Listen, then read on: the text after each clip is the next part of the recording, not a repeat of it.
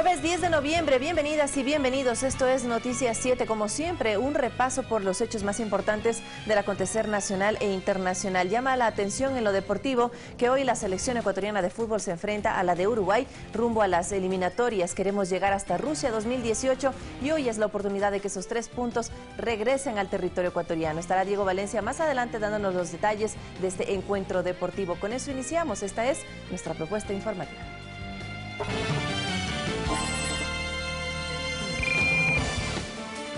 Delegación ecuatoriana viajó a concretar la firma del acuerdo comercial con la Unión Europea.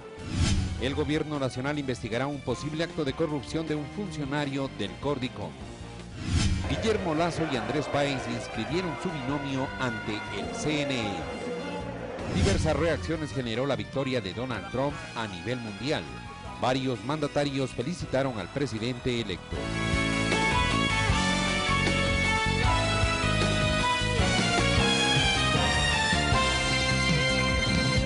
Comenzamos varias conversaciones paralelas con el Parlamento Europeo y la Corte Constitucional lleva adelante el ministro de Comercio Exterior, Juan Carlos Cassinelli. Esto con el objetivo de que el acuerdo comercial con la Unión Europea entre en vigencia desde el primer día del año 2017. La delegación ecuatoriana encabezada por el vicepresidente de la República, Jorge Glass, y que está encargada de la firma del acuerdo multipartes con la Unión Europea, viajó a Bélgica, en cuya capital, Bruselas, el próximo viernes se cumplirá con este paso fundamental en materia comercial. La Unión Europea representa para nosotros un mercado de más de 500 millones de personas con un poder adquisitivo alto, 28 países, donde podemos exportar hoy en condiciones de estabilidad, de seguridad. Con esos números tan importantes y beneficiosos para la economía de nuestro país, entre las autoridades ecuatorianas no hay espacio para pensar que el acuerdo no entrará en vigencia desde el 1 de enero de 2017. Para ello han realizado varias conversaciones paralelas. En Ecuador, por ejemplo, apenas se firme el protocolo, comenzará el trámite en la Corte Constitucional. El día viernes inmediatamente abordamos nave de regreso y llegamos a Quito para entregar el mismo día viernes a la Presidencia de la República a través de la Cancillería el protocolo de adhesión firmado con todos sus adjuntos. Eso sí, desde ya se garantiza la protección en áreas de producción y productividad sensibles, pues en el acuerdo se establecen procesos de amortiguamiento. Hay la exclusión, productos que son tradicionalmente subsidiados en la Unión Europea han sido excluidos del acuerdo, por ejemplo, arroz. Hay productos que tienen una exclusión casi total, ¿no? Se ha hablado mucho del tema de los lácteos. Lo que se ha abierto es un cupo del 0.5% del mercado nacional. Más del 98% de las exportaciones que Ecuador realiza a la Unión Europea se beneficiarán con el acuerdo. Por ejemplo, el atún, que actualmente paga una tasa del 24%, será uno de los productos que se fijará con arancel cero. A Alex Llanos, Ecuador TV. Y este acuerdo comercial contiene 324 artículos. Su versión final está publicada con fines informativos por el Ministerio de Comercio Exterior. El documento abre la puerta para que más de 300 productos exportables ecuatorianos ingresen a Europa sin pagar impuestos. El documento crea el Comité de Comercio Exterior, que se reunirá de manera rotativa, ya sea en Bogotá, Lima, Quito o Bruselas. Cada país que conforma el tratado multipartes presidirá dicho órgano por un año. El Comité de Comercio tiene el objetivo de examinar el impacto del acuerdo sobre la micro, pequeña y mediana empresa, al igual que las pertenecientes a la economía popular y solidaria. El documento propone también cronogramas de desgravación arancelaria que la Unión Europea concede a Ecuador y el respectivo listado de productos agrícolas e industriales que ingresarán a los mercados europeo y ecuatoriano con los beneficios de este acuerdo multipartes. Se estima que con la vigencia de este convenio comercial, 300 productos exportables ecuatorianos ingresarán al mercado europeo sin pagar ningún tipo de arancel o impuesto a la mercancía. ¿Qué significa esto? Primero, aumento de ingresos para el fisco por concepto de exportaciones. Cálculos estiman en $500 millones en aumento de ventas para los próximos 3 años. La producción de bananos se espera se incremente en un 5% y las exportaciones solo de cacao en un 15%. De la misma manera, se espera que con la desgravación arancelaria, productos europeos como licores, por ejemplo, sean comercializados a un precio menor. Estimaciones de distribuidores de bebidas alcohólicas en el Ecuador hablan que dichos productos podrían abaratarse entre $20 a $40 en promedio. Igualmente, los vehículos de marcas europeas tendrán precios más competitivos en el país. La reducción en el costo no será inmediata, pues el acuerdo establece una disminución arancelaria en un plazo de 7 años. La suscripción, ratificación y puesta en vigencia del acuerdo comercial con la Unión Europea puede allanar el camino para que a corto plazo los ecuatorianos puedan entrar sin necesidad de visa a cualquier país europeo. Javier Ceballos, Ecuador TV. El vicepresidente de la República, Jorge Glass, ratificó que no habrá tolerancia alguna a actos de corrupción como los denunciados en el concurso de adjudicación de frecuencias y que involucraría a un ex asesor del segundo mandatario, quien además era consejero en el Cordicom. Escuchemos. Quien sea, látigo en contra de la corrupción. Ni mi nombre ni el de nadie se toma para traficar influencia. De donde venga, donde haya trabajado, pues qué pena. Aquí no hay cálculo político. Sencillamente actuamos con la ley, aplicando la justicia. Y a través de un comunicado, la secretaria de la Política rechazó informaciones difundidas por varios medios de comunicación sobre este tema. La Secretaría Nacional de Gestión de la Política aclara que jamás la secretaria de esta cartera, Paola Pavón, y el vicepresidente de la República, Jorge Glass, han tenido participación o vinculación alguna en supuestos casos de influencia por la adjudicación de frecuencias de radio, tal como señalan maliciosa e irresponsablemente algunos sectores políticos y mediáticos. Según lo publicado por la prensa, un funcionario del Consejo de Regulación, Cordicom, y el gerente de una empresa de medios privados de Manabí le habrían exigido el pago de dinero para la adjudicación de una frecuencia, alegando ser intermediarios de la secretaria de la Política y del vicepresidente de la República. Ante la gravedad del hecho, de manera inmediata, el vicepresidente Glass y la ministra Pavón solicitaron la intervención a la Fiscalía para que se realicen las investigaciones correspondientes y se establezcan las acciones del caso. Es así que la secretaria Pavón presentó una denuncia por calumnia ante la fiscal el pasado 7 de octubre. Además, se puso en conocimiento el 10 de octubre a los consejos de igualdad sobre la conducta y las posibles irregularidades que se habría detectado en la gestión del representante en el Cordicom. Es pertinente reafirmar el compromiso que tiene la Revolución Ciudadana para rechazar todo acto de corrupción, sin miramiento ni concesión para persona o institución alguna, sea esta pública o privada. Es nuestro deber como gobierno actuar con diligencia para eliminar estas prácticas que atentan contra la ética y los intereses legítimos de los ecuatorianos. Este gobierno garantiza la transparencia con la que se realizó el proceso técnico e incluyente con el que se efectuó el concurso de frecuencias, el cual no debe ser empañado por oscuros intereses que se resisten al cambio histórico y democratizador del espectro radioeléctrico del país. Y le contamos también que se confirma que el secretario jurídico de la presidencia, Alexis Mera, no viajó a Panamá, tal como lo afirmó el periódico La Estrella de Panamá, información que no fue contrastada por dicho diario y que la replicaron medios de comunicación ecuatorianos.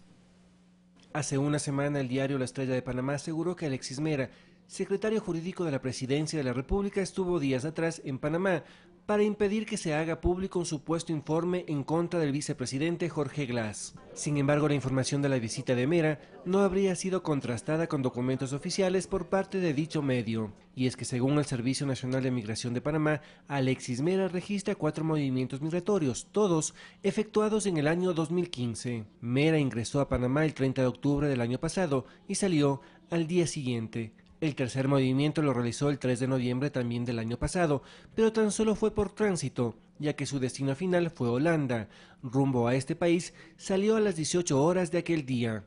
Es decir que estos datos oficiales dejan en tela de duda la información publicada por el periódico Estrella de Panamá, la misma que fue replicada por varios medios ecuatorianos, por ejemplo, por los diarios El Universo y La Hora, así como por los periódicos digitales La República y Ecuador en Vivo, entre otros.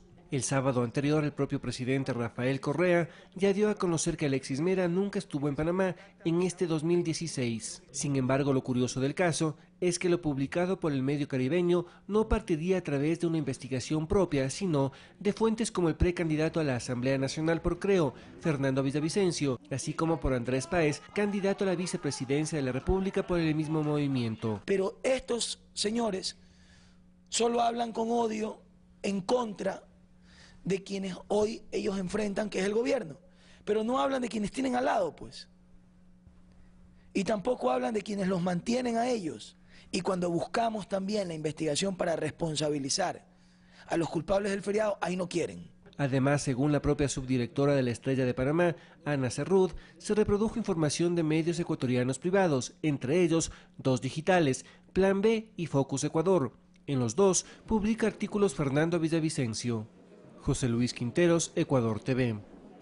La Comisión de Fiscalización convocará autoridades de control a partir del lunes 14 de noviembre para obtener información relacionada con las investigaciones del caso Petroecuador y Papeles de Panamá. Los miembros de esta mesa serán los que decidan sobre un posible juicio político en contra del fiscal general Galo Chiriboga, pues la mayoría de implicados en este caso de corrupción en la estatal petrolera se encuentran prófugos de la justicia. Y los trabajadores de la empresa estatal Petroecuador respaldan una propuesta del precandidato presidencial Lenín Moreno, quien plantea un proceso de saneamiento y moralización dentro de esa institución. La propuesta nace del precandidato presidencial por Alianza País, Lenín Moreno, quien aseguró en una entrevista a Ecuador Inmediato que, de ganar las elecciones, liderará una lucha frontal contra la corrupción a todo nivel, pero de manera especial en Petroecuador. En el periodo mío, si es que el pueblo decide que yo sea su presidente, ese momento sí definitivamente moralizaría de una institución que lastimosamente, por la cantidad de dinero que recibe y circula por ahí, es propensa a sufrir temas de corrupción.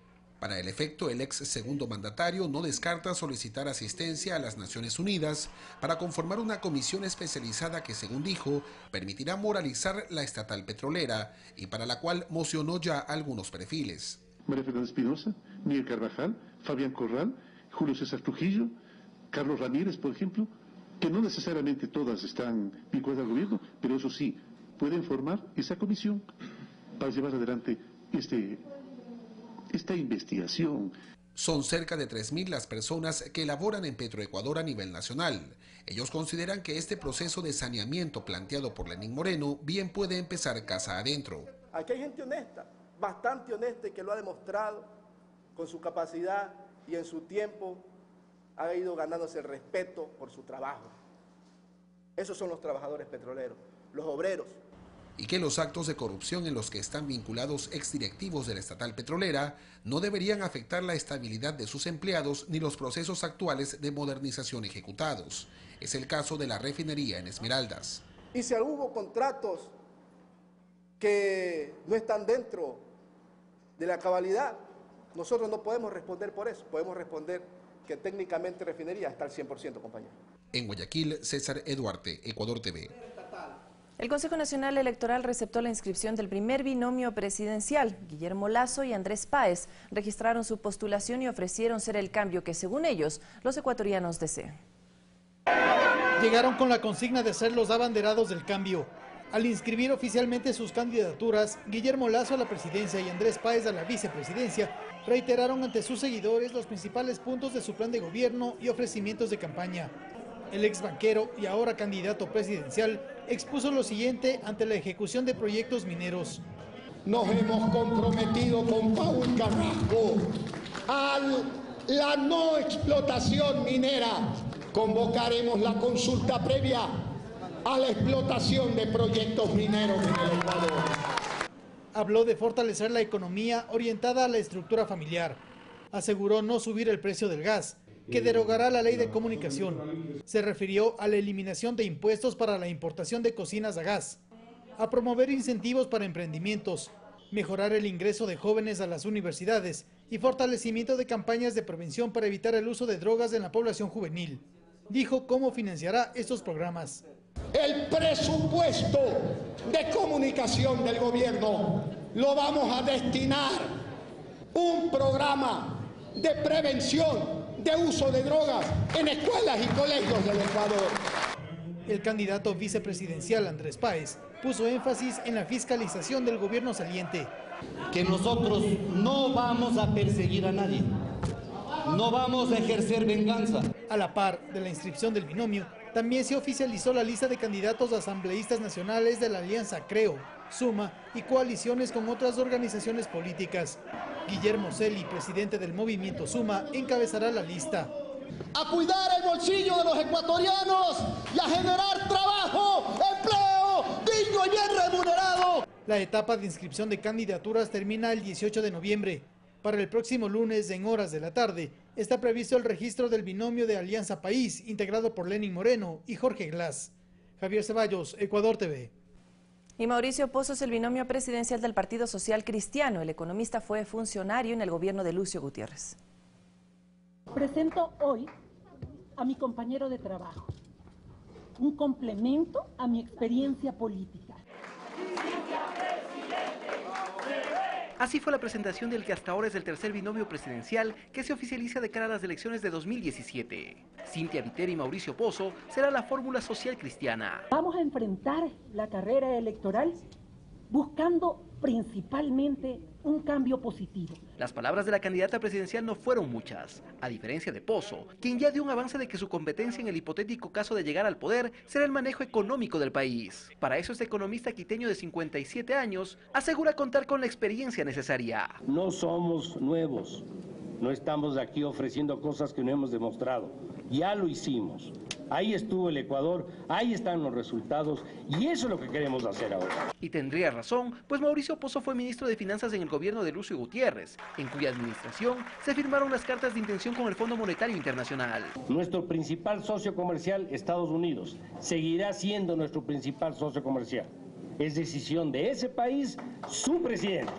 Nosotros buscaremos la mejor relación con ellos, sea quien sea el presidente de ese país. El binomio se registrará la próxima semana, mientras este jueves se darán a conocer los nombres de quienes conformarán la lista para asambleístas nacionales. Alex Llanos, Ecuador TV.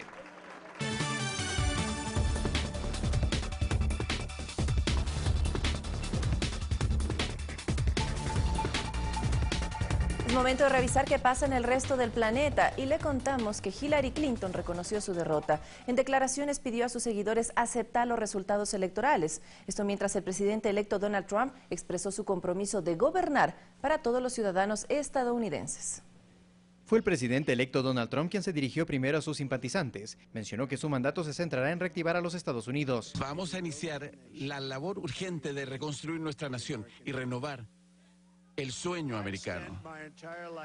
He pasado toda mi vida en los negocios, viendo el potencial, los proyectos en todo el mundo. Ahora eso es lo que quiero hacer para nuestro país. Y para ello se comprometió a trabajar con todos los ciudadanos norteamericanos. Me comprometo a todos los ciudadanos de esta tierra que seré presidente para todos los estadounidenses. Y esto es tan importante para mí. Esto mientras Hillary Clinton felicitó la victoria de Trump al tiempo de pedir a sus seguidores aceptar los resultados electorales. Donald Trump va a ser nuestro presidente. Le debemos una mente abierta y la oportunidad de liderar nuestra democracia constitucional. Hemos visto que nuestro país está mucho más dividida de lo que habíamos pensado. Pero yo todavía creo en Estados Unidos. Además ofreció trabajar con Trump en beneficio de los Estados Unidos. Anoche felicité a Donald Trump y ofrecí a trabajar con él por nuestro país. Espero que él sea un presidente con éxito. Lo deseo para todos los estadounidenses. Hagamos todo lo que podamos para seguir avanzando las causas y los valores que atesoramos, para que la economía funcione para todos y no solo los más ricos, proteger a nuestro país, nuestro planeta y derrumbar todas las barreras que impiden que los estadounidenses logren sus sueños. Este jueves está previsto que el presidente Barack Obama reciba en la Casa Blanca al presidente electo Donald Trump. Carlos Flores, Ecuador TV. Y como era de esperarse, diversas reacciones generó la victoria de Donald Trump a nivel mundial. Mandatarios de diferentes países saludaron y felicitaron al presidente electo. La elección de Donald Trump como presidente de los Estados Unidos generó reacciones internacionales. Representantes de los gobiernos a nivel mundial expresaron a través de cartas públicas y de sus cuentas de Twitter las felicitaciones por el triunfo electoral. El gobierno de Ecuador, a través de un comunicado de la Cancillería, felicitó al pueblo estadounidense por la realización de las elecciones presidenciales. Además, ratifican el deseo de mantener relaciones basadas en el respeto. El candidato a la presidencia de Ecuador, Lenín Moreno, también hizo extensivo su saludo al nuevo gobierno de los Estados Unidos. Saludamos al pueblo norteamericano y les deseamos éxitos en sus nuevos retos. Nuestra prioridad será precautelar, ante todo, derechos de inmigrantes ecuatorianos y ampliar el flujo comercial. Reiteramos nuestra voluntad de trabajar en una agenda bilateral positiva. El presidente de México, Enrique Peña Nieto, expresó: El pueblo estadounidense ha elegido a su próximo presidente. México y Estados Unidos de América son amigos, socios y aliados que deben seguir colaborando por la competitividad y el desarrollo de América del Norte. Confío que México y Estados Unidos seguirán estrechando sus lazos de cooperación y respeto mutuo. Juan Manuel Santos expresó lo siguiente en su cuenta. Celebramos el espíritu democrático de Estados Unidos. Con Donald Trump seguiremos profundizando relación bilateral. Evo Morales, mandatario boliviano, expresó. Saludar triunfo de Donald Trump. Esperamos trabajar contra el racismo, machismo, la anti-inmigración, por la soberanía de nuestros pueblos. El mandatario peruano Pedro Pablo Kuczynski saludó al presidente electo. Felicitaciones por la elección, Donald Trump. Pedro Pablo Kuczynski, presidente del Perú. El gobierno argentino de Mauricio Macri se sumó a los saludos y felicitaciones. Felicito a Donald Trump en su triunfo y espero que podamos trabajar juntos por el bienestar de nuestros pueblos. El presidente de Brasil, Michel Temer, hizo públicas sus felicitaciones mediante una carta en donde aseguró que la cooperación entre ambas naciones permitirá fortalecer los lazos de amistad entre ambos países. Similar reacción generó el gobierno ruso de Vladimir Putin. En su carta, él dijo esperar trabajar conjuntamente para levantar las relaciones ruso-estadounidenses de la crisis actual, resolver temas de la agenda internacional, además de establecer un diálogo constructivo basado en los principios de igualdad. La primera ministra de Reino Unido, Theresa May, expresó sus felicitaciones a Trump, mencionando además que Gran Bretaña y Estados Unidos tienen una relación duradera y especial basada en los valores de la libertad, la democracia y la empresa. El gobierno español de Mariano Rajoy fue uno de los primeros en reconocer la victoria de Trump en su carrera a la Casa Blanca. En su cuenta de Twitter expresaba: Mi enhorabuena a Donald Trump por su victoria. Seguiremos trabajando para reforzar la relación que nos une a Estados Unidos, socio indispensable. Son algunas de las reacciones de la sorpresiva victoria de Donald Trump que se registran a nivel mundial. Carlos Flores, Ecuador TV.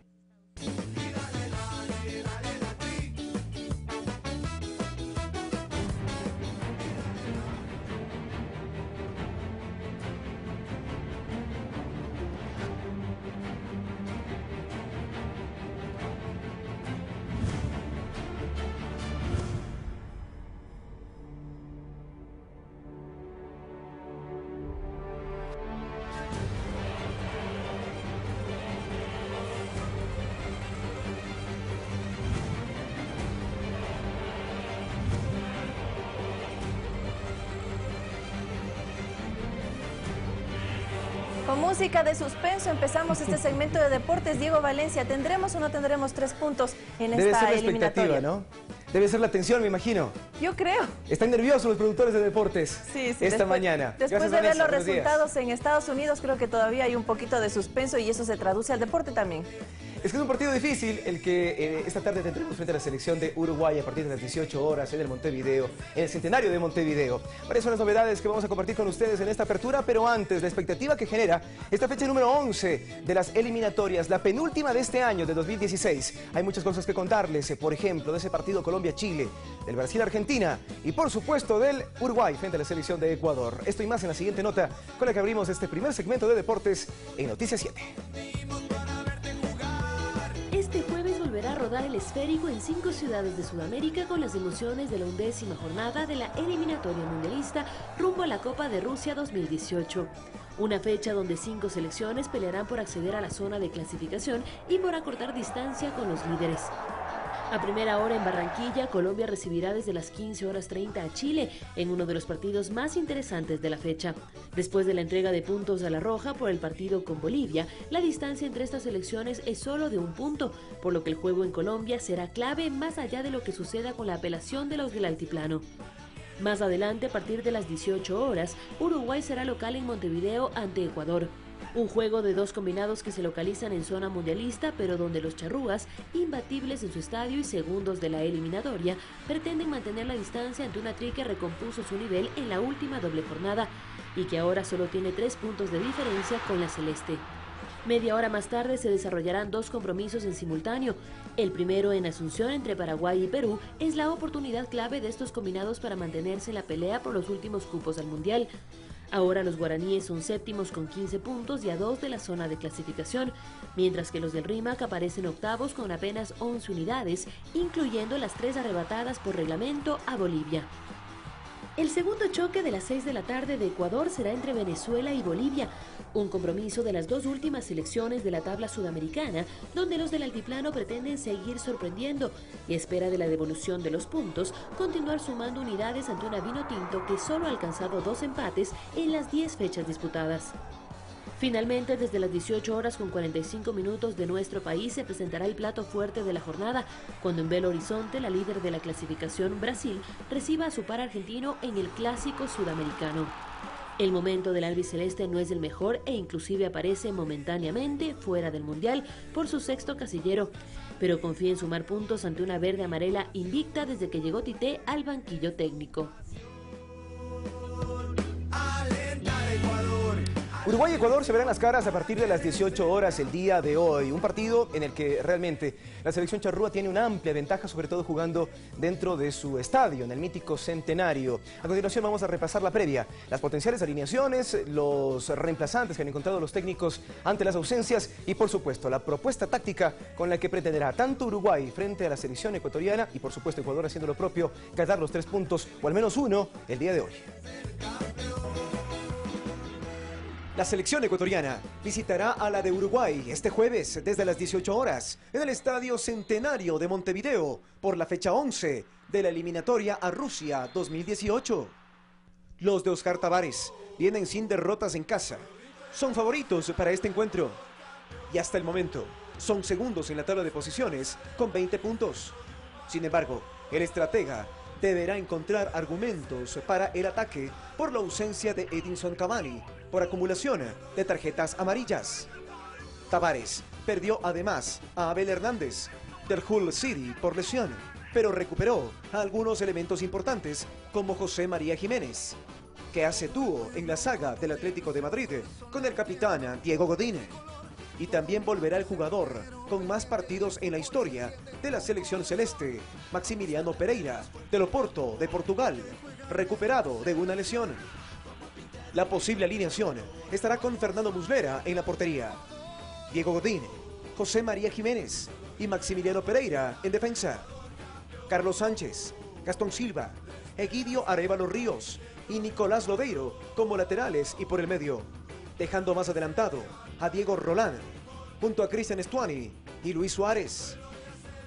Por su parte, Quinteros no contará con los suspendidos Ener Valencia, Arturo Mina y Luis Caicedo. A estas bajas se suman por lesión Antonio Valencia, Matías Oyola y Ángel Mena. Ante esto, Ecuador estará con Esteban Drer en el arco, Juan Carlos Paredes, Gabriela Chilier, Frickson Erazo y Walter Ayoví en defensa, Cristian Novoa, Jefferson Orejuela, Renato Ibarra y Fidel Martínez en el medio, dejando arriba a Miller Bolaños y Felipe Ao. El juego tendrá en el arbitraje al peruano Víctor Carrillo. Le asistirán en las bandas sus compatriotas Johnny Bocio y Coti Carrera. Tanto Ener Valencia como Leonel Ramírez viajaron este martes rumbo a territorio uruguayo. Arribaron ayer y por supuesto ya son parte de la delegación ecuatoriana en Uruguay. Tenemos sus reacciones, tenemos también sus palabras y por supuesto su compromiso con la selección ecuatoriana con miras a lo que será el encuentro de la fecha 11. Llegamos bien acá y ahora estamos concentrados pues con nuestros compañeros pues apoyando ahora a la selección, el partido que tenemos mañana y pensando después en lo que se viene contra Venezuela. Todo el grupo hemos venido conversando, hemos venido hablando y bueno, tenemos estos dos partidos importantes, claro, para nosotros y cualquiera que tenga que jugar pues pienso que lo va a hacer al 200% porque son partidos decisivos para nosotros. Yo no puedo decir si es favorito, ellos juegan de locales, pero nosotros tenemos una buena selección, muy buenos jugadores a nivel local como internacional y pienso que podemos sacar un resultado positivo. El profe por ahí tiene para escoger, sabemos la calidad de los jugadores que están ahorita en Uruguay y seguro están muy concentrados para sacar un buen resultado. Eso es lo más importante, dependemos de nosotros y yo creo que este año sería bueno terminarlo en zona de clasificación. Por ahí veníamos en una racha muy negativa de cuatro partidos sumando un punto si no me equivoco y la victoria contra Chile y después el empate contra Bolivia fueron 4 puntos por ahí, son muy importantes para nosotros. No podemos dejar escapar ni un punto más si queremos clasificar al Mundial Y yo creo que este partido contra Venezuela acaba de ser un partido muy lindo, donde tenemos que trabajarlo muy bien para sacar los 3 puntos. Más novedades acerca del encuentro de esta tarde y noche con las palabras de Luis Suárez, el delantero de la selección uruguaya. Hoy por hoy, dicen los expertos, el más importante del mundo por ese triplete que ha formado con Neymar, con Lionel Messi en el Fútbol Club Barcelona, pero también con todo lo que le ha dado a la selección de Uruguay y seguramente lo que está por darle. Vamos con las palabras y por supuesto el protagonismo del mejor delantero que es uruguayo. Valorar el esfuerzo que hace la gente para comprar una entrada, para ir a vernos, que sabemos que hace mucho sacrificio y bueno, que en los últimos partidos nos estamos haciendo fuerte y tenemos que seguir por ese camino y bueno, terminar los partidos como lo venimos terminando con el triunfo.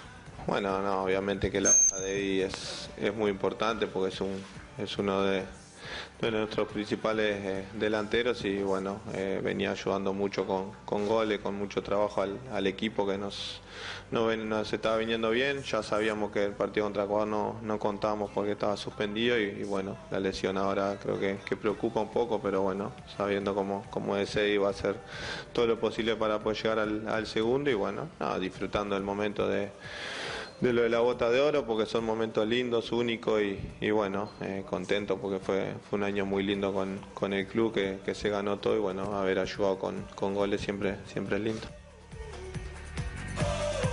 Definitivamente un delantero que deberá cuidar esta tarde y noche la selección ecuatoriana, sobre todo en el sector defensivo. Con esto nos despedimos, pero momentáneamente regresamos en una hora con más deportes. Está listo nuestro compañero Carlos Rabascal y por supuesto las entrevistas preferidas de la mañana en Pensamiento Crítico. Una pausa y regresamos con más en Noticias 7. No se muevan de donde están.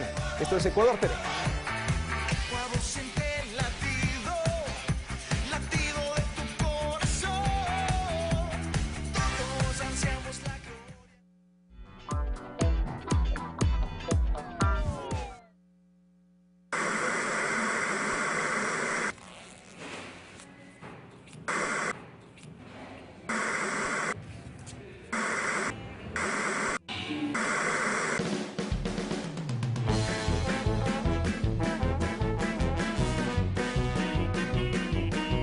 De Contrabando. Estreno.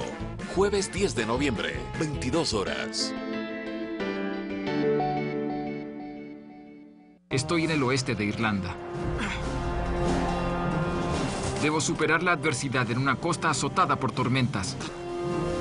Cruzaré el difícil terreno de los páramos y me hundiré hasta el cuello en la ciénaga en busca de algo de comida. Sobreviviente. Este lunes, 20 horas.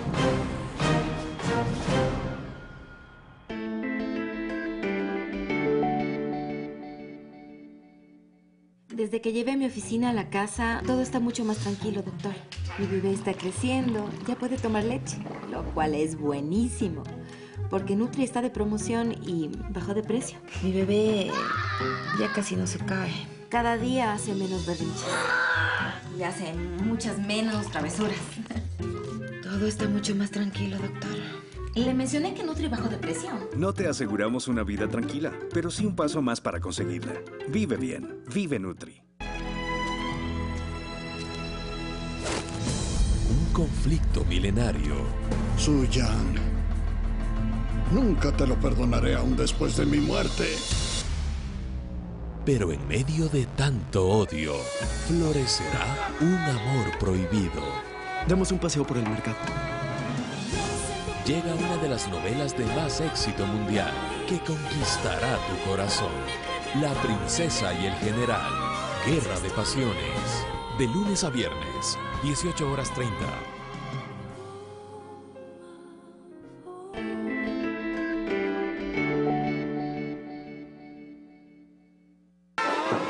Todos pueden aprender música, todos pueden interpretar un instrumento. Uno de los componentes más importantes en las fiestas folclóricas de Bolivia son las bandas de música.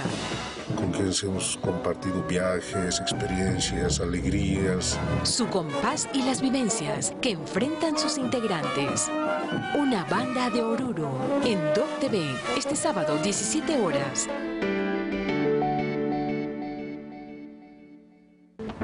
El entretenimiento se ha convertido en una parte fundamental de nuestras vidas, casi tan importante como alimentarnos o vestirnos. El futuro nos depara grandes sorpresas en este campo. Videojuegos que nos permitirán ingresar dentro de ellos. Óperas con robots. Y hasta estrellas pop que ni siquiera son humanas. Mundo del futuro. Hoy, 20 horas.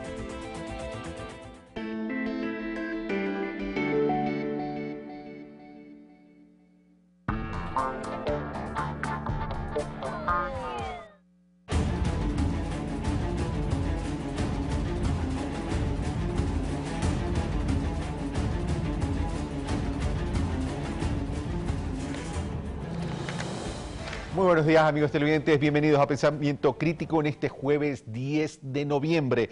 Bueno, las elecciones de los Estados Unidos han despertado bastantes signos de interrogación, en algunos casos, como decía Vanessa Gervás, un suspenso. Donald Trump, primero que le gana a una candidata tradicional en cuanto a su estilo, en cuanto a su forma y en cuanto a su contenido, con un bagaje en la vida política de Estados Unidos importante, y un personaje como Donald Trump, que más hubiera parecido que pertenece a la farándula política de Estados Unidos, con un estilo completamente informal, y más que informal, convirtió a la campaña electoral de Estados Unidos en un verdadero reality show. Definitivamente gana las elecciones, ganó en la mayoría de los colegios electorales, y el tema es ahora, ¿qué va a suceder? ¿Va a poder llevar todo lo que dijo al ejercicio de su gobierno? ¿Qué impactos y qué efecto va a tener en la geopolítica mundial y regional?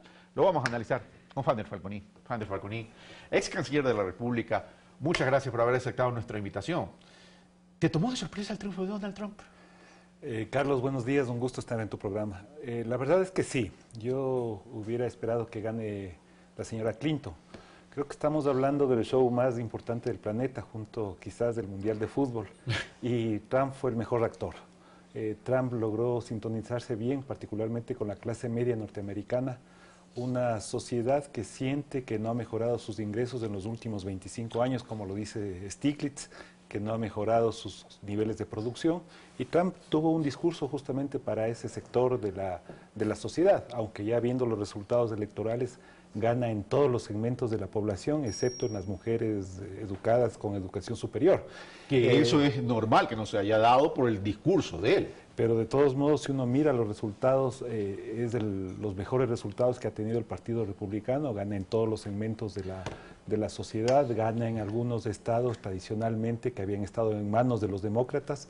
Entonces fue un triunfo contundente, pero el otro lado que a veces no se analiza en estas elecciones es que también gana la Casa de Representantes y el Senado, es decir, tiene carta blanca para actuar en los próximos 4 años. Ahora, se convierte en un representante de un antisistema de Estados Unidos, de la política de Estados Unidos, de esa estructura hegemónica de Estados Unidos. Es una paradoja, porque siendo él parte de la clase dominante, del 1% más rico de la población, que posee lo que no tiene el 99% restante, justamente con un discurso crítico contra la desigualdad, contra la riqueza, contra la globalización, se convierte evidentemente en un candidato antisistema. Ahora bien, desde un punto de vista conservador, eso hay que señalarlo porque aquí hay un matiz importante. Es cierto que él critica el sistema norteamericano, la estructura del sistema, el establecimiento del sistema norteamericano, los tratados de libre comercio a los cuales ha abocado los Estados Unidos, pero él es parte de todo ese sistema. Tradicionalmente ha sido parte y lo ha aprovechado. Y parte de la acumulación de su riqueza. Y a ratos lo ha aprovechado en forma descarnada. Por ejemplo, en la campaña surgió claramente el tema de los impuestos. Y él señaló con mucho desparpajo que se había aprovechado de un sistema justamente para no pagar sus impuestos. Es evidente que Trump construyó su candidatura. Construyó su candidatura, no de ahora. Construyó su candidatura en el momento que entra a la televisión americana con todos sus programas. Quiso proyectar su imagen, quiso proyectar su nivel de conocimiento, la profundidad de conocimiento, un estilo muy propio de él. No es que creo que haya cambiado, él es así. Y en las elecciones determinó un discurso, supongo yo, con base en la investigación de lo que le preocupa a la ciudadanía, a esa clase media. Él quiere fortalecer internamente a los Estados Unidos, dice, no a los acuerdos comerciales, vamos a fortalecer nuestra industria, vamos a fortalecer la agricultura, y está hablando de proteccionismo. Y en ese sentido, ¿qué efectos esto va a tener? Porque hay países que sí tienen acuerdos comerciales con Estados Unidos. Tradicionalmente la política norteamericana, y en eso hay que remontarse casi al siglo XIX, ha sido tremendamente proteccionista, paradójicamente. Toda la vida. Yo recuerdo en 1931 la famosa Buy American Act de Hoover, que favoreció justamente a la industria norteamericana, y luego más cercano a nosotros, en el año luego de la crisis del 2008, Obama hizo todo un plan de reconversión de la industria norteamericana justamente para favorecerle frente a la competencia internacional. El discurso de libre comercio y la ideología muchas veces del libre comercio ha sido en muchas ocasiones de cara afuera, de puertas para afuera, pero adentro evidentemente ha jugado y tiene un rol muy importante en términos de protección de su producción industrial, de sus temas agrícolas. La agricultura norteamericana tiene unos altos subsidios por agricultor, y eso le ha permitido tener ventajas competitivas y comparativas frente a la competencia internacional. Es evidente, digamos, que se sintonizó con esa aspiración de sectores industriales, de sectores que han sido desfavorecidos por los tratados de libre comercio, y justamente con un discurso claramente que va a hacer una reconversión de esos tratados de libre comercio, particularmente con el NAFTA que tiene firmado con Canadá y México, pero hay que recordar que ese NAFTA le genera a la economía norteamericana cerca de 531 billones de dólares de comercio. México es el tercer socio comercial de los Estados Unidos, luego de China y de Canadá.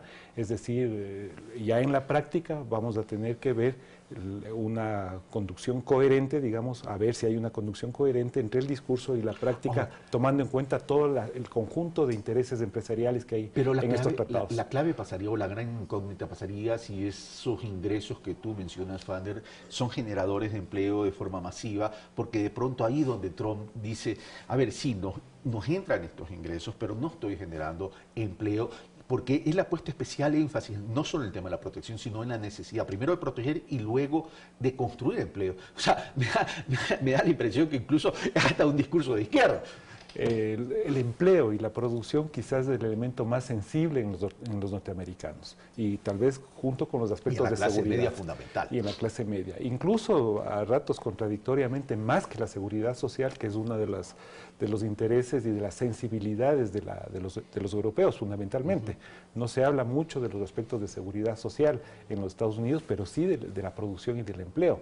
Y evidentemente este discurso se sintoniza también con los aspectos de seguridad, con un tema adicional.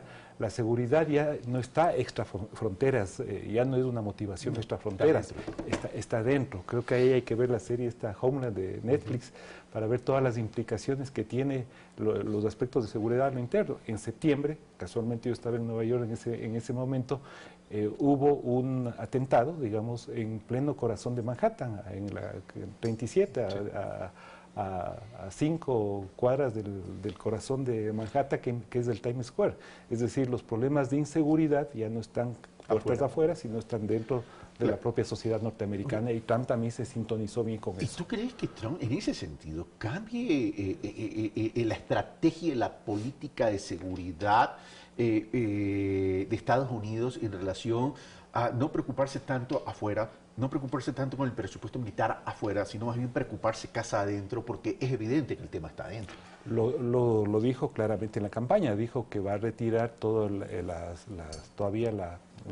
tropas que tienen en Alemania, que los europeos deben preocuparse de sus propios niveles de seguridad, que tiene que reducir el gasto innecesario en términos militares que tiene extra fronteras.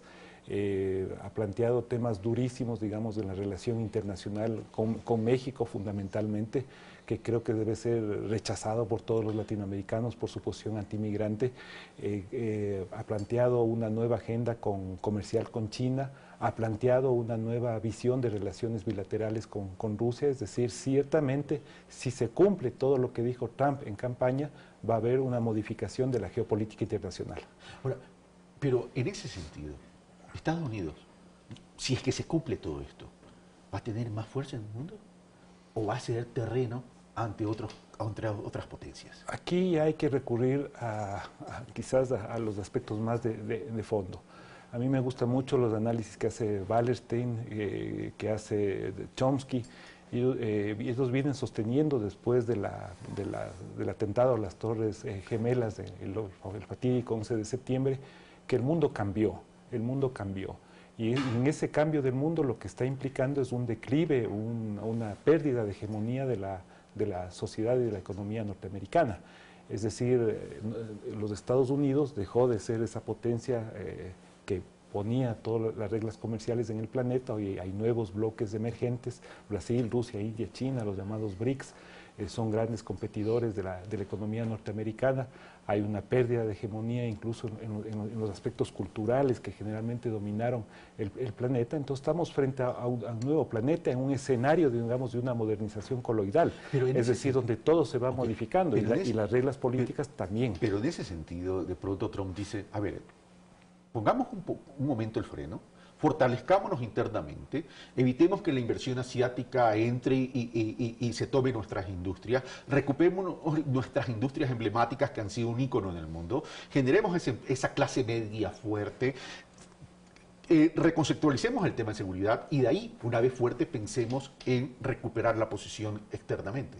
¿No, el tema no va por ahí? Sí, efectivamente va por ahí, pero quizás el diagnóstico podría estar bien elaborado, pero ya los resultados de política concreta me parece que van a ser absolutamente negativos, incluso para la sociedad norteamericana. Es decir, cuando hablamos, por ejemplo, de generación de empleo, la generación de empleo evidentemente pasa por aspectos redistributivos, pasa por sociedades mucho más cohesionadas. Esto sucede tanto en las sociedades capitalistas como en aquellas sociedades que están tratando de plantearse otro tipo de modelos mucho más heterodoxos. Entonces, por ejemplo, los aspectos de distribución son esenciales para mejorar la cohesión social en una sociedad. Y lo que hemos visto en la sociedad norteamericana, por los análisis de Branko Milanovic, por los análisis de Piketty, por los análisis de todos aquellos que estudian desigualdad, es que más bien se ha generado unas enormes distancias sociales en la sociedad norteamericana en los últimos años y particularmente a partir de la crisis del 2008. ¿Relación con Latinoamérica? Bueno, yo creo que la agenda en este momento, hay una agenda muy negativa con México por las declaraciones que hizo Trump durante la campaña. Él planteó construir un muro físico y metafóricamente un conjunto de muros con México. Evidentemente, aparentemente para Trump todavía América Latina es México, pese a que estuvo aquí en el Ecuador en el concurso Miss Universo en el año 2004. La agenda pasa por México, pero pensemos nuevamente que México es un socio comercial fundamental para la economía norteamericana. Me queda una duda y con esto termino, Fander. Bernie Sanders. El discurso de Bernie Sanders no era más coherente que el de Hillary. El discurso de Bernie Sanders no hubiera llegado casualmente a cerrar esas brechas, dirigido a esa clase media con esa expectativa y a ese estrato un poco más vulnerable. Por supuesto que sí, y es interesante ver cómo el propio establecimiento, y cuando hablo del establecimiento no solo me refiero a Wall Street, que de una u otra manera representaba los intereses de la señora Clinton, sino también cómo el Partido Demócrata se encargó de ahogar a un candidato que pudo haber tenido mayor opción electoral, incluso en la disputa con Trump. Tenía mucho más condumio en el contenido. Por supuesto que sí. En el contenido y una reputación intacta. No así la señora Hillary Clinton, que la reputación estaba en duda a tal punto que el FBI, cuando hace estas denuncias, pega en el corazón de su campaña. Claro que sí, o sea, el tema de los correos electrónicos fue un destape, digamos, que ayudó indudablemente en la recta final de la campaña de Trump. Sí, por más que se retractó al final. Padre Falconi, como siempre, un gusto estar contigo. Un gusto, Carlos, encantado. Gracias. Una breve pausa y regresamos con el señor Raúl Katz, experto consultor a nivel mundial en telecomunicaciones y tecnología digital, con quien vamos a conversar sobre el ecosistema y la economía digital en América Latina. ¿Qué tanto está avanzando América Latina? Bueno, eso lo vamos a conversar. Venimos de inmediato.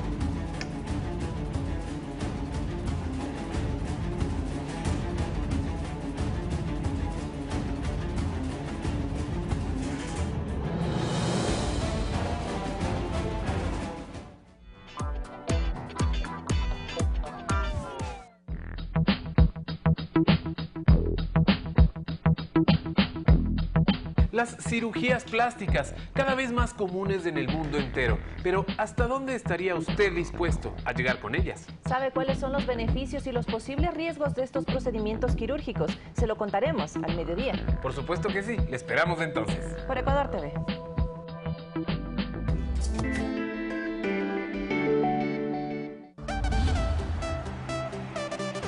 Este viernes por Ecuador TV, el partido de El Nacional frente a Mushugruna desde las 18:30 por Ecuador TV.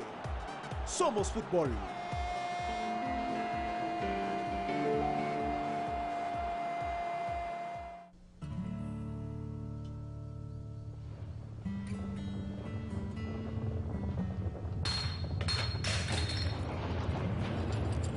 Esa noche, apenas la tierra dejó de temblar, vi a mi alrededor y me di cuenta de lo afortunada que era. Había perdido todo y a la vez tenía todo lo que necesitaba a mi lado.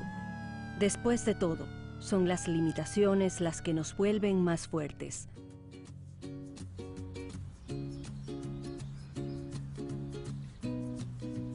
La reconstrucción ya es un hecho. Hoy ya son más de 10.000 familias indemnizadas. Seguro Sucre, más seguros que nunca. Me hice una nueva amiga en el cole. Se llama Eva. 1, 2, 3, Alba, Alba, Alba, Alba, Alba. ¿Cómo te llamas? Alfa. Esto fue una colaboración de Ecuador TV.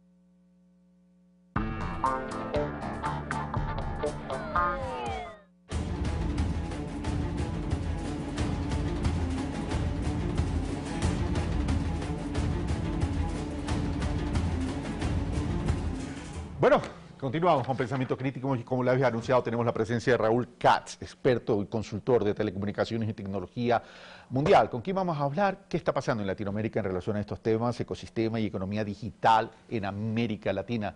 Raúl, gracias por estar con nosotros y haber aceptado nuestra invitación. Bueno, esto de ecosistema y economía digital puede sonar definitivamente novedoso, pero mucha gente de pronto no lo entiende. Dice, ¿qué es esto de ecosistema y economía digital? Más aún en América Latina, donde las brechas con los mundos más fortalecidos económicamente, insisto, no me gusta llamarlos desarrollados, porque quienes se desarrollan a costa del ecosistema mundial, le pongo un signo de interrogación. Pero hay una brecha en América Latina. ¿Cuál ha sido la evaluación?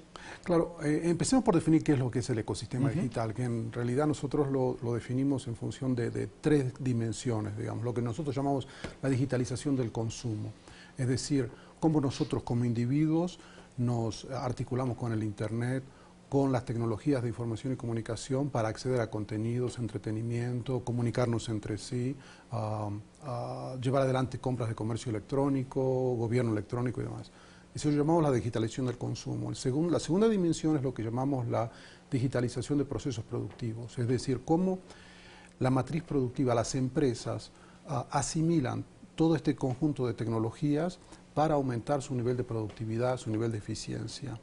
La tercera dimensión es lo que está del lado de la oferta, es decir, todas las empresas que proveen este tipo de plataformas tecnológicas para que tanto los consumidores como las empresas puedan utilizarlos. Ahora bien, ¿dónde está América Latina en función de esas tres dimensiones? El primer factor que es importante de reconocer es que cada vez estamos viendo que el consumidor latinoamericano, el internauta latinoamericano, se está asemejando más desde el punto de vista de patrón de consumo, patrón de comportamiento, a lo que estamos viendo en los países más avanzados. Hoy en América Latina la adopción de Internet, la penetración de Internet de manera regular es de alrededor del 54% de la población latinoamericana. Un indicador importante dentro de un proceso y tendencia. En tendencia y se está acelerando de una manera exponencial. Pero ahora el tema pasa, en esto que estamos hablando también es el nivel de comportamiento, es decir, la matriz de comportamiento y del interés del Internet, ¿qué estamos consumiendo? Es decir, por un lado, si nos estamos pareciendo al cibernauta de los países desarrollados, estamos convirtiendo cibernautas en medio de una sociedad de consumo digital, o ¿hay algún tema de acceso que esté enganchado a ese desarrollo en la matriz productiva? Bueno, ahí hay dos temas fundamentales a enfatizar. El primero es que desde el punto de vista de los contenidos, aplicaciones e información, que este 54% de la población está accediendo, la gran mayoría de los mismos han sido desarrollados afuera de las fronteras de América Latina. Esto nos viene de los proveedores globales, estoy hablando de Facebook, estoy hablando de Google. Naturalmente, plataformas que han sido traducidas al español, que dan la posibilidad que contenidos de la región sean subidos a esas plataformas, como ocurre en el caso de Facebook, como ocurre en el caso de Google. Pero, sin embargo, desde el punto de vista del mapa cognitivo, desde el punto de vista de cómo nosotros nos relacionamos con esas plataformas, fundamentalmente los productos o los sistemas más importantes han sido desarrollados afuera. Y esto, para mí, es un problema. Es un problema desde el punto de vista económico, obviamente, porque de alguna manera la posibilidad que tenemos nosotros como latinoamericanos de agregar valor económico a esta dimensión del ecosistema digital está limitada porque desde el punto de vista del consumo todavía estamos consumiendo los productos que nos vienen de afuera. Exactamente. Ese es el primer... Pero hay un tema estructural. Esas plataformas se han podido crear por las facilidades de financiamiento para poderlas crear, que son limitantes y barreras tremendas en Latinoamérica. Hay dos barreras fundamentales. La primera es, como usted menciona, las economías de escala.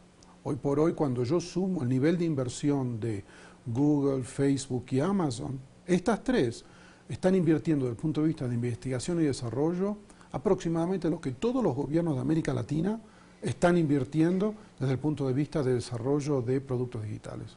O sea, tres empresas. Estamos hablando de 20.000 millones de dólares pura y exclusivamente en investigación y desarrollo. Están las asimetrías existentes, ¿no? Y la segunda barrera, que es fundamental en este tipo de plataformas, en este tipo de, digamos, de servicios, es lo que se denomina efectos de red. Efectos de red son las economías de escala por el lado de la demanda. ¿Qué quiere decir esto? Que en la medida de que hoy existen en Facebook 1.400 millones de miembros de la red social a nivel mundial, es muy difícil desplazar, es muy difícil competir. Es muy difícil competir con Google, que tiene fundamentalmente una posibilidad de entregar publicidad digital a un nivel mucho más eficiente de lo que puede ser una plataforma desarrollada en América Latina. Pero ahí se me plantea un gran signo de interrogación, Raúl. Seguimos entonces frente a una gran sociedad de consumo y no estamos haciendo o no podemos penetrar o construir esa gran sociedad de pensamiento, esa gran sociedad al amparo de un contenido que genere conocimiento, que esté enganchado el adquirir o acceder a ese conocimiento para hablar de desarrollo realmente, sobre todo en Latinoamérica. Sí. Es decir, ahí hay un tema cultural, hay un tema educativo y hay un tema de visión de desarrollo como sociedades latinoamericanas. Absolutamente, y ahí hay una responsabilidad de los gobiernos latinoamericanos para articular esa visión. Yo no creo que las posibilidades estén perdidas. Yo pienso que América Latina todavía puede retomar una ventaja. Lo que pasa es que hay que elegir los nichos donde nosotros nos vamos a articular, y lo estamos viendo ya. En comercio electrónico, por ejemplo, América Latina hoy tiene una posición predominante. Los sitios latinoamericanos, sea Mercado Libre, sea los sitios brasileros, es decir, que estamos menos dependiendo de lo que nos produce Amazon, los que nos provee Alibaba desde China, y ahí tenemos una posición dominante. La segunda es en todo lo que es contenidos de video. Ahí las plataformas latinoamericanas tienen una posición muy importante, pese a que siempre estamos hablando de Netflix. El hecho es que Netflix tiene alrededor de 5 millones de abonados. Pero cuando yo miro Claro Video, cuando yo miro algunas de las plataformas desarrolladas en nuestra región, ahí tenemos una posición muy importante, estamos ganando cuota de mercado. ¿Por qué? Porque los contenidos que nosotros podemos desarrollar interesan más al consumidor latinoamericano. Pero ya se marca una tendencia en ese sentido de poder que Latinoamérica está ingresando a ese mundo, ¿ya hay una tendencia? Definitivamente, definitivamente. Y si nosotros aprovechamos el hecho de que hoy alrededor de 550 millones de individuos manejan el español, eso nos da a nosotros una posibilidad, un mercado cautivo, si se quiere, hay un potencial tremendo. Sí. Ahora, a ver, la economía de escala es fundamental. Sí. El problema es que en Latinoamérica y el Caribe no hemos entendido que hay que trabajar en esa economía de escala. Pero si comenzamos a seguir trabajando de forma individual y cuando nos juntamos ni siquiera reconocemos las simetrías, entonces va a ser bien difícil poder trabajar en esa economía de escala.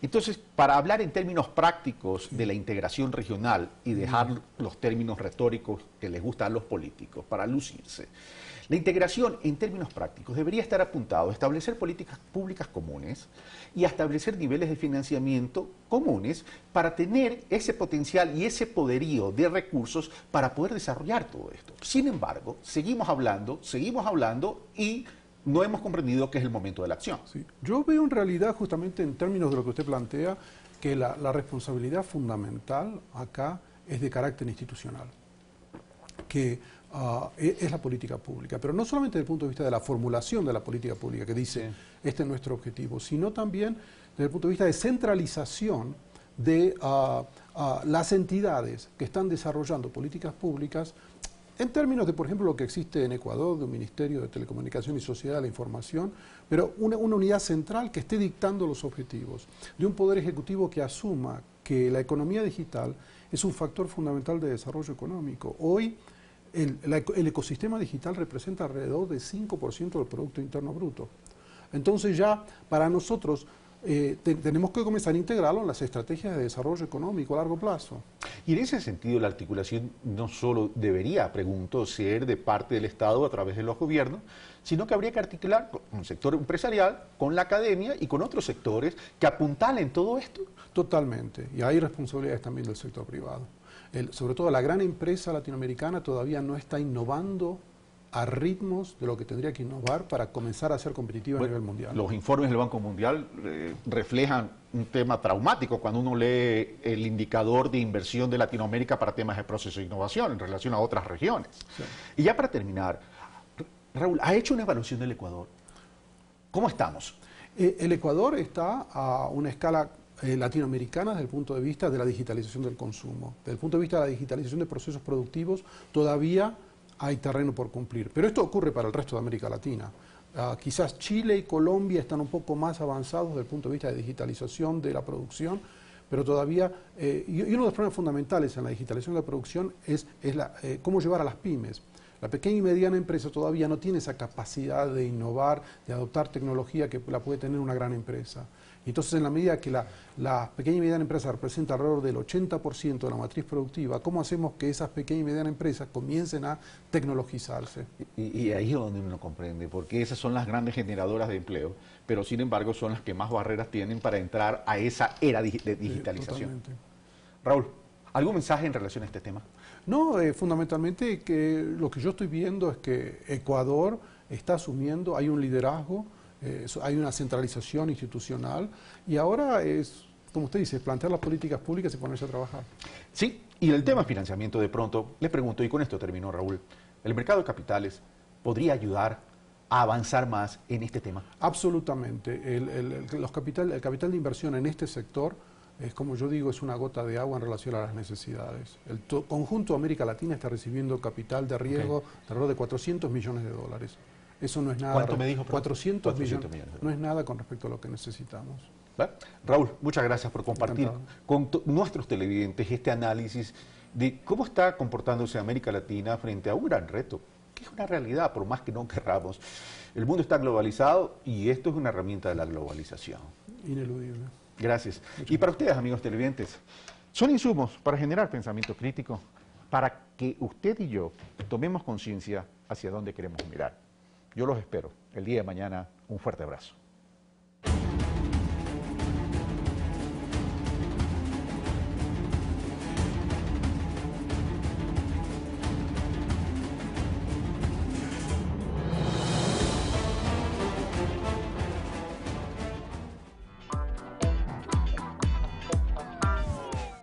La escritora y poetisa guatemalteca Ilka Oliva Corado, cuya voz representa el sentir de los miles de indocumentados que habitan en Estados Unidos. ¿Cuánto vale la vida de un latinoamericano indocumentado? Comparte en Mundo al Revés la verdad sobre el llamado sueño americano. Hoy, 22:15.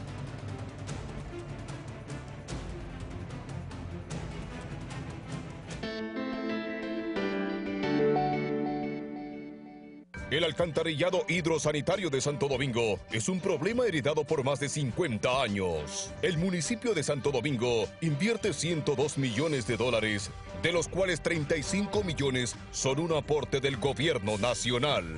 Estos recursos son invertidos en la recuperación de ríos y esteros de la ciudad con un sistema de alcantarillado integral. Santo Domingo, lo hacemos todos. Municipio de Santo Domingo. Comencemos a trabajar para construir un país de paz. Aprendamos a lograr acuerdos para alcanzar el buen vivir, dentro de nuestra familia, en nuestro lugar de trabajo, con el trato a los demás, en la forma de ser y de vivir. Los sueños se hacen realidad cuando le ponemos alma, alegría y corazón. Acuerdo para el buen vivir. Los domingos a las 8 horas.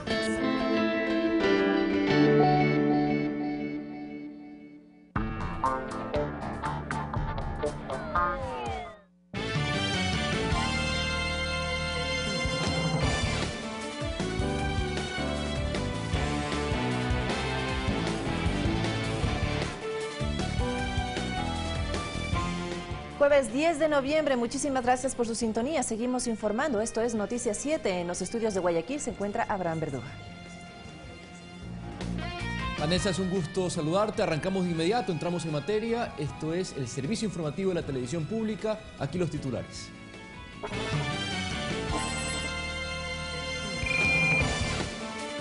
Este sábado 12 de noviembre se cumple el enlace ciudadano número 500 y se realizará en La Maná, provincia de Cotopaxi. La Comisión de Fiscalización recibirá a las autoridades de control para ampliar las investigaciones del caso Petroecuador y Papeles de Panamá. En Quito se desarrolla el cuarto encuentro internacional de seguridad ciudadana. Protestas sociales en Perú en contra de las políticas del gobierno.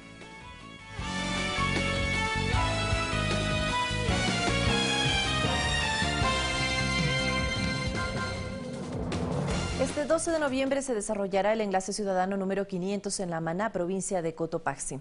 En el siguiente reportaje conozcamos cómo el presidente Rafael Correa, a través de este evento, se acerca a la ciudadanía.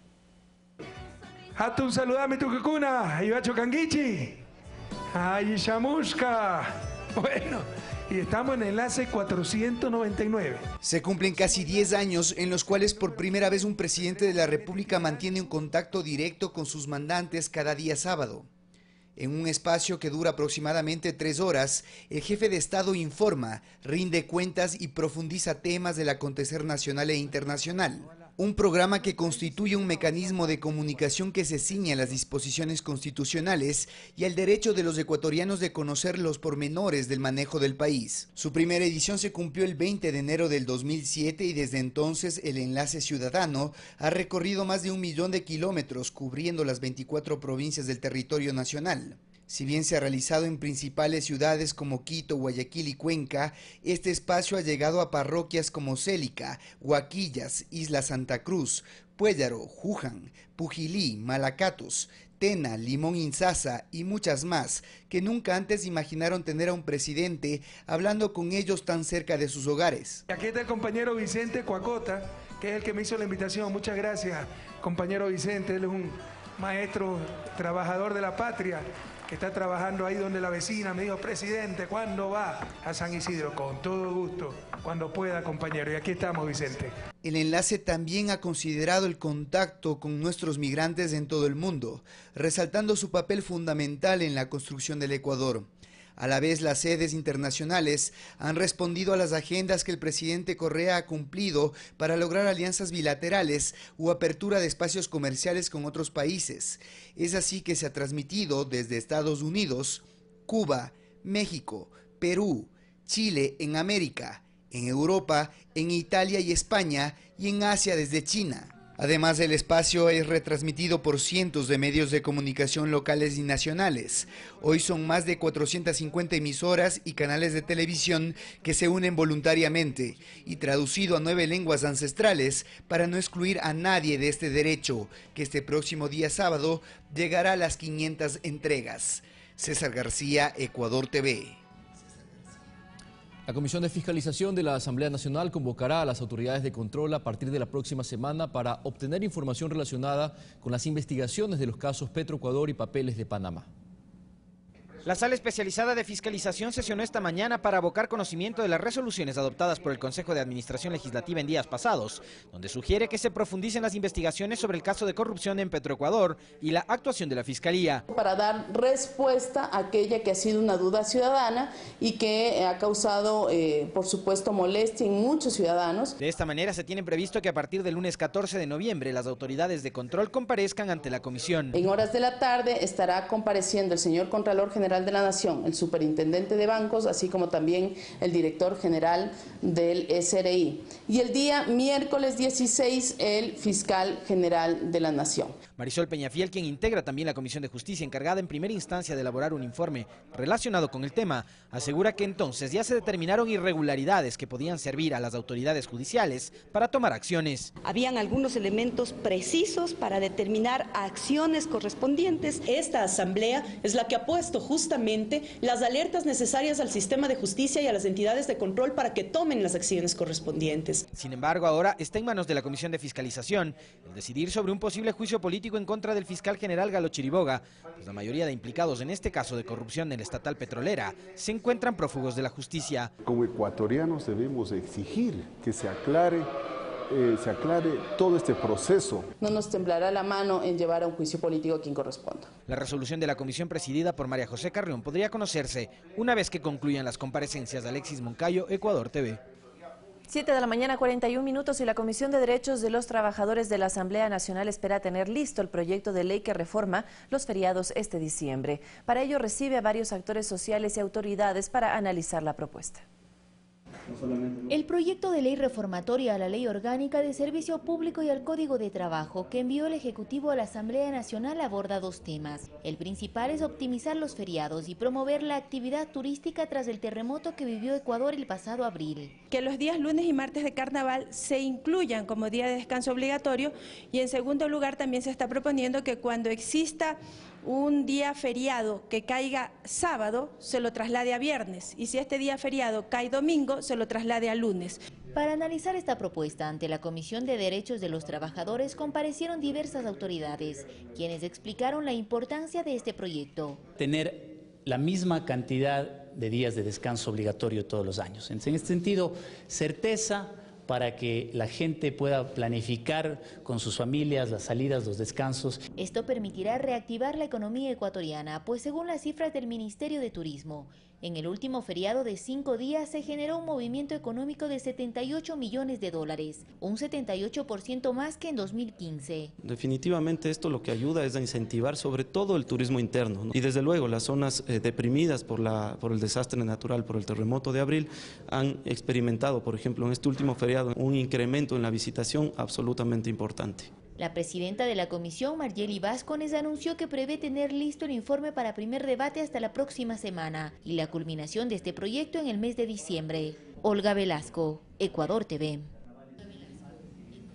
En las instalaciones del ECU 911 en Quito se desarrolla la 4ª edición del Encuentro Internacional de Seguridad Integral Ciudadana.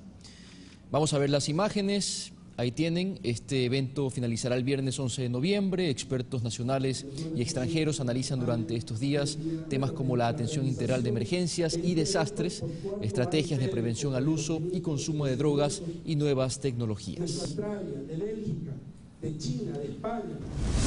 Y le contamos también que el Servicio Ecuatoriano de Capacitación SECAP cumplió 50 años de creación. En el año 2013 esta institución recibió la autorización del Servicio de Acreditación Ecuatoriano para certificar a trabajadores en distintos oficios. Hasta la fecha se acreditó a cerca de 10.000 personas. Para conmemorar esta fecha se realizó una sesión solemne en el Teatro Nacional de la Casa de la Cultura en Quito, donde participaron el ministro del Trabajo, también Leonardo Berresueta.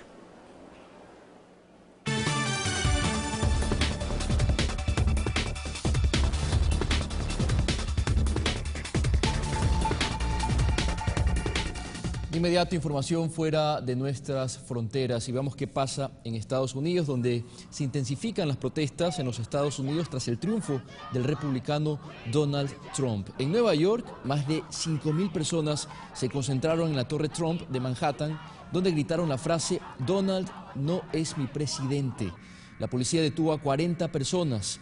Las movilizaciones de rechazo también se registraron en Filadelfia, Washington, Boston, Colorado, Texas, Los Ángeles, San Francisco, San Diego, en fin. Todas estas localidades eran bastiones demócratas. En Virginia, los manifestantes rompieron los cristales de la sede del Partido Republicano. Lo mismo sucedió en Luisiana, donde varios edificios resultaron afectados y quemaron un muñeco de Donald Trump. La capital alemana conmemoró este miércoles 27 años de la caída del muro de Berlín, mientras en Estados Unidos se celebraba la victoria de Donald Trump en los comicios electorales. Ambos asuntos estuvieron presentes durante el acto central celebrado en el Monumento a las Víctimas, que contó con la asistencia del alcalde gobernador de Berlín, Michael Müller, y con la participación de alumnos de los colegios noruegos, franceses y alemanes. La caída del muro ocurrió el 9 de noviembre de 1989. Fue recordado como el comienzo de las fronteras abiertas en Europa, algo que contradictoriamente está cambiando con la construcción de nuevos muros para evitar la crisis de refugiados. Vamos con más información. Un tiroteo en Seattle, Estados Unidos, dejó 5 heridos, mientras que Taiwán debate hoy una enmienda para convertirse en el primer país asiático en legalizar el matrimonio entre personas del mismo sexo. Más noticias en el siguiente resumen. 5 personas resultaron heridas en un tiroteo en Seattle, en Washington, en el norte-oeste de Estados Unidos. De acuerdo con un informe de la policía, las víctimas son 4 hombres y una mujer, quienes se encuentran en estado crítico. El tiroteo se originó tras una pelea en los exteriores de una tienda. El autor de los disparos logró huir. Según las autoridades, el tiroteo no está vinculado con las protestas en contra de Donald Trump, que en ese momento también se desarrollaban en la misma zona. A un día de que concluya el plazo marcado por la oposición para obtener resultados del diálogo con el gobierno de Venezuela, el 2 veces candidato a la presidencia, Enrique Capriles, dijo que esperan este viernes respuestas a las 6 propuestas presentadas. Caso contrario, la Mesa de la Unidad Democrática se reunirá para tomar acciones. Por su parte, el oficialismo aseguró continuar con su intención de mantener los diálogos. Las autoridades de salud en Haití comenzaron una campaña para vacunar a 800.000 personas contra el cólera en las áreas más afectadas por el huracán Matthew. Las enfermeras del Ministerio de Salud están administrando el medicamento oral en los departamentos de Sud y Grance después de que se registraron 3.500 casos sospechosos de la enfermedad que se transmite a través del agua contaminada. 2 enmiendas a favor del matrimonio entre personas del mismo sexo pasaron la primera lectura legislativa y han sido enviadas hoy para su debate en el Comité Judicial de Leyes y Estatutos Orgánicos del Parlamento taiwanés. Se trata del primer país asiático donde una enmienda de ley que defiende la legalización del matrimonio homosexual pasa su primera lectura parlamentaria. Fanny Lara, Ecuador TV. 7 de la mañana con 47 minutos, 1 hora menos en territorio insular, y le contamos que Nestlé Ecuador y Educa firmaron un convenio de colaboración para la difusión del programa El Equipo Invencible, una serie animada que busca que padres, docentes, pero también los niños y niñas aprendan hábitos de nutrición, hidratación y actividad física. Nina, Sandy, Tito, Adal y Clara son los integrantes del Equipo Invencible, serie animada que se transmitirá en 168 canales de televisión regional y nacional del Ecuador a través de la Franja Educa. ¿Pero quiénes son y qué esperan transmitir estos personajes? El Equipo Invencible invitará a la audiencia a embarcarse en aventuras de dar sentido a la importancia de adoptar hábitos de alimentación, hidratación y estilos de vida saludables para ser invencibles. Cada niño se va a ver representado en estos personajes. El segmento televisivo es parte del programa Unidos por Niños Saludables, impulsado por Nestlé Ecuador en conjunto con el Ministerio de Educación, para que niños y niñas generen hábitos que beneficien su alimentación. Tomar más agua y menos bebidas azucaradas, moverse más y sentarse menos. El Equipo Invencible es eso.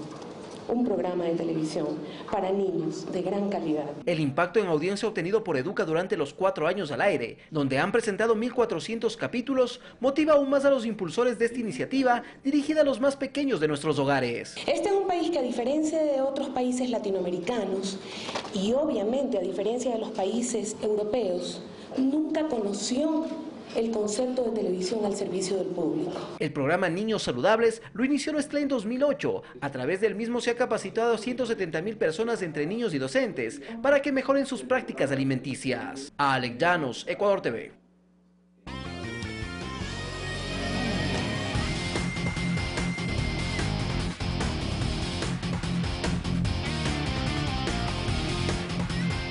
Momento de los deportes, 7 de la mañana, 49 minutos. Diego Valencia con nosotros. Compañero, cuéntanos cómo llega nuestra selección para enfrentar a Uruguay el día de hoy.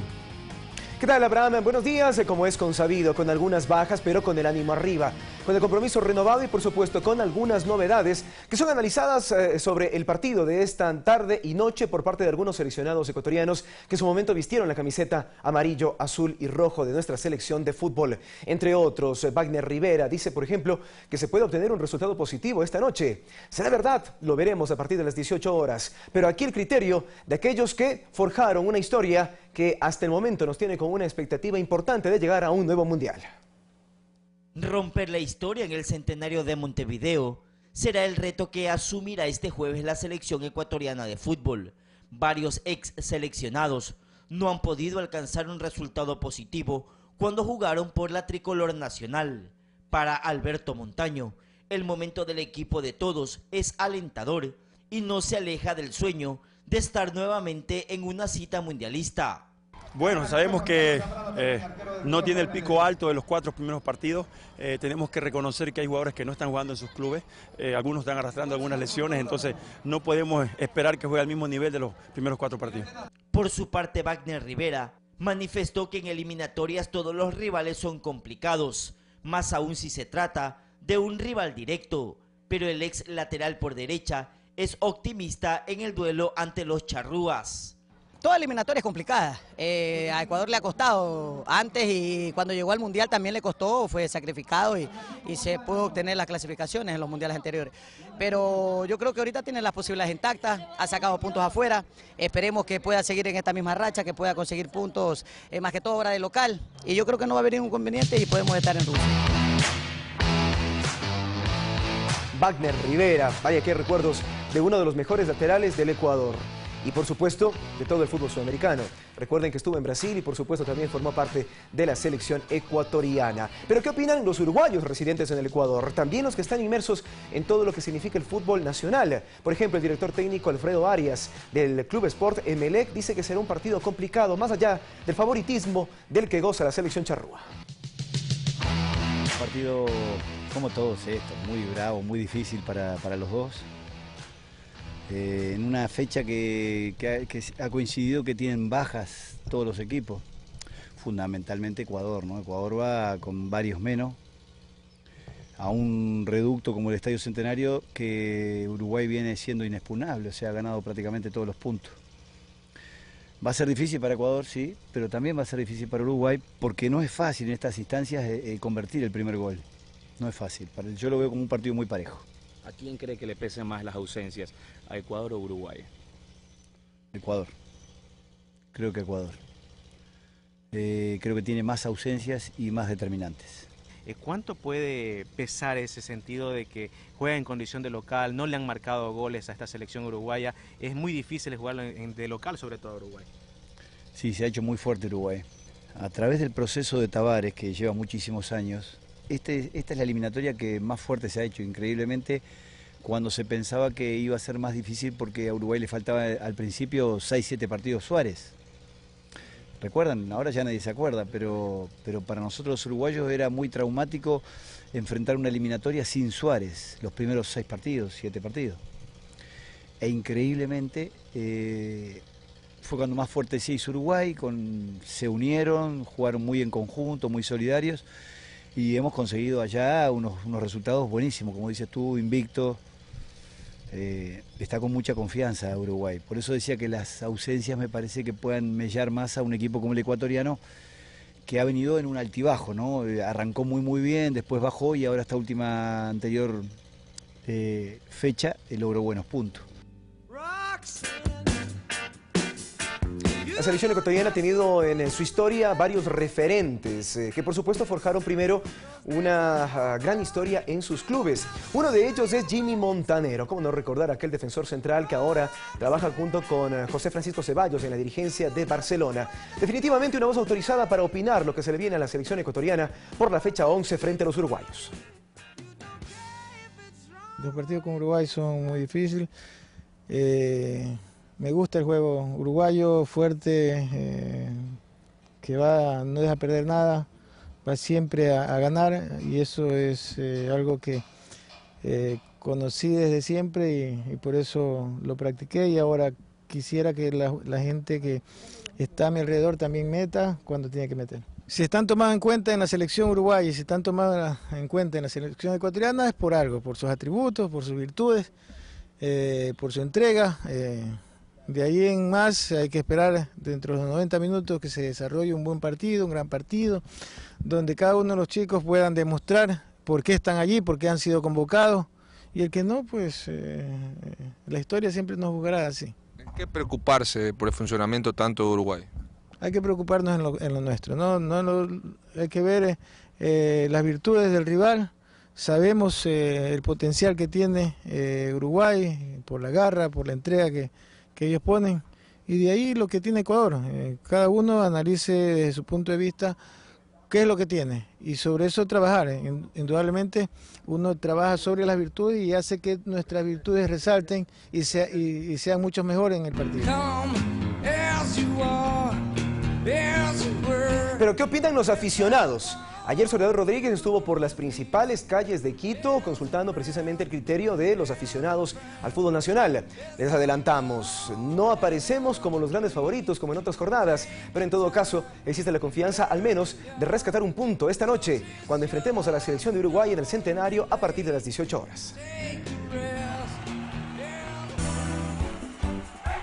En la mitad de la cancha la tiene Cristian, va Cristian, levanta la cabeza y por la derecha lo tiene Renato Ibarra. Renato Ibarra va a desbordar, va Renato, el centro, Miller, cómo se acomoda, le va a pegar, Miller, le pegó. Con este grito de gol ahogado en las gargantas de miles de ecuatorianos, se vive la previa del compromiso entre Uruguay y Ecuador de este jueves 10 de noviembre. Los aficionados mantienen la fe en la trilla y en su accionar en Montevideo. Siempre optimista, pienso que Ecuador va a hacer un buen papel y quién sabe, como en Argentina 2-0 y podemos ganar. Creo que se reivindica a chilear. Sí, claro que sí. No los dos goles, el uno puede ser de... Bueno, total ganamos, en la delantera no sé quién puede anotar. Pero las opiniones, a diferencia de otros juegos eliminatorios, hoy no reflejan una confianza extrema. Y así como hay varios optimistas con la tri, también algunos creen que Ecuador perderá ante la celeste. Uruguay es fuertísimo, la verdad, siendo sinceros y realistas, yo no creo que podamos ganar. Y otros imaginan un partido reñido con sufrimiento y nervios, pero con un triunfo ecuatoriano sobre el cierre del juego. Uruguay no tiene a Cavani, que es una pieza importante, pero lo tiene a Suárez. Ecuador atrás es flojito y la mitad de la cancha no está tan segura, solo Noboa. Así que va a ser un partido complicado, tal vez hagamos uno y a defendernos. Sin embargo, y más allá de estas opiniones, todos admiten que este jueves seguirá minuto a minuto el juego y que más allá de las probabilidades o favoritismos, ansían festejar una nueva victoria tricolor.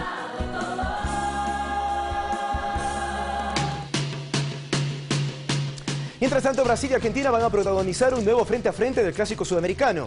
El partido con más historia en función de choques de selecciones a nivel de nuestro continente. Vamos a revisar cuál es la previa, cuál es la propuesta de ambos técnicos y, por supuesto, algunas novedades en este choque entre Tite y Edgardo Bauza, que ya tiene un referente especial cuando ya se enfrentaron en la Copa Libertadores. El uno defendiendo a Corinthians y el otro dirigiendo al San Pablo de Brasil. El clásico de mayor rivalidad del fútbol sudamericano tendrá como referencia adicional para esta edición la presencia de Messi frente a frente con Neymar. El cuadro brasileño, respecto al último partido contra Venezuela, apenas descartaría a Felipe Luis por el recuperado Marcelo, mientras que William sería el sacrificado por el regreso de Neymar. Con estos cambios, Alisson será titular en el pórtico. En defensa, Dani Alves, Miranda, Marquinhos y Marcelo. En el medio, Fernandinho, Paulinho y Renato Augusto, para dejar adelantados a Filipe Coutinho, Neymar y Gabriel Jesús.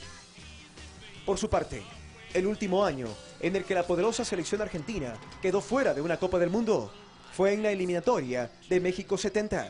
Ahora, con 16 puntos y sexto en la tabla, a 8 fechas del final, los dirigidos por el Patón Bauza no quieren pasar apuros con Romero en el pórtico.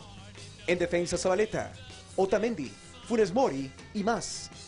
En el mediocampo aparecerán Enzo Pérez, Biglia, Mascherano y Ángel Di María para dejar más adelante a Leo Messi y Gonzalo Higuaín.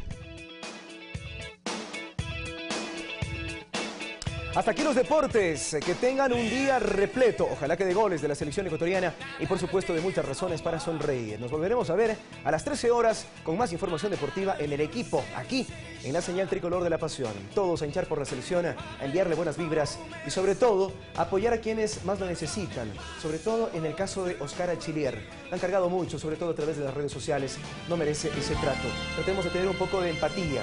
Está pasando un mal momento en el aspecto personal y a pesar de eso trata de fundarse la camiseta de Emelec de la selección ecuatoriana, entrenar y jugar y sobre todo ganar. Un abrazo para todos, buenos días. Un abrazo, Diego, vamos todos a disfrutar del fútbol, Vanessa, y así despedimos. Así es, que sea una fiesta deportiva y que vengan esos 3 puntos de regreso al territorio ecuatoriano. Nos despedimos, ya viene la comunidad, Noticias 7 estará de vuelta a las 13 horas con 45 minutos. Excelente jornada para todos.